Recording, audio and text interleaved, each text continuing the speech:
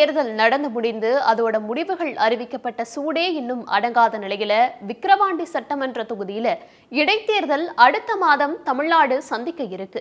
திமுக பாஜக கூட்டணியில இருக்கும் பாமக, நாம் தமிழர் உள்ளிட்ட கட்சிகள் வேட்பாளர்களை அறிவிச்சு இடைத்தேர்தல் பணிகளை தொடங்கி இருக்க நிலையில தமிழ்நாட்டின் பிரதான எதிர்க்கட்சியான அதிமுக இடைத்தேர்தலை புறக்கணிச்சு இருக்காங்க. விக்கிரவாண்டி இடைத்தேர்தல் ரேஸில் முந்துவது யார்? தேர்தல் புறக்கணிப்புக்கு அதிமுக சொல்லும் காரணம் என்ன? இதையெல்லாம் தான் ஸ்பாட்லைட்ல பார்க்க போறோம். விக்கிரவாண்டி திமுக எம்எல்ஏவா இருந்த புகழேந்தி உடல்நலக் குறைவால உயிரிழந்த நிலையில அந்த தொகுதிக்கு தேர்தல் ஆணையம் இடைத்தேர்தலை அறிவிச்சாங்க.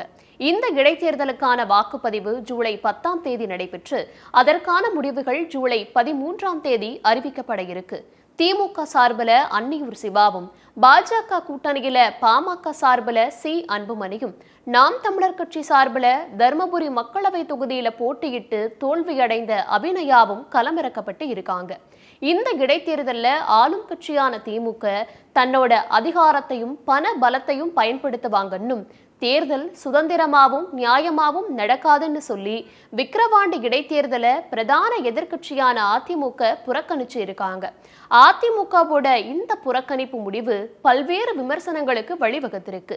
இடைத்தேர்தல் புறக்கணிப்பு விமர்சனங்களுக்கு ஜெயலலிதா இருந்த காலத்திலேயே 5 இடைத்தேர்தல்களை புறக்கணிச்சிருக்கிறதா அதிமுக பதிலளிச்சாலும் அவர் இருந்த அரசியல் சூழல் வேற, இப்ப வேறன்னும் சொல்லப்படுது. அதிமுக புறக்கணிச்சதுக்கு பின் 2026 தேர்தலுக்கு முன்னாடி இடைத்தேர்தல் தோல்வி மேலும் தொண்டர்களை சோர்வடைய வைக்கும்னும் அதனாலேயே அதிமுக இந்த முடிவை எடுத்திருக்கலாம்னும் சொல்லப்படுது. 2016ஆம் ஆண்டு சட்டமன்ற தேர்தலில் தனித்து களமிறங்கிய பாமக சார்பில் தற்போது அறிவிக்கப்பட்டிருக்கும் சி அன்புமணியே விக்கிரவாண்டி தொகுதியில 23.19% வாக்குகளை வாங்கினார். மேலும் அந்த தொகுதியில சமூக ரீதியான வாக்குகளும் பாமகவுக்கு பலமா பார்க்கப்படுது.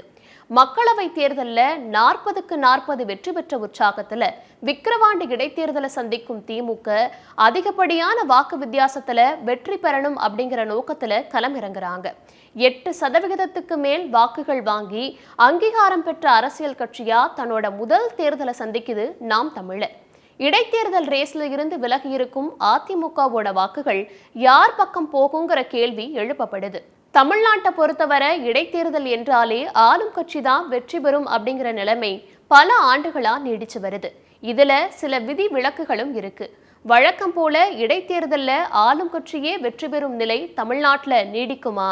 இடைத்தேர்தலில் எதிர்க்கட்சியான அதிமுக போட்டியிடாதது யாருக்கு சாதகமா அமையும்?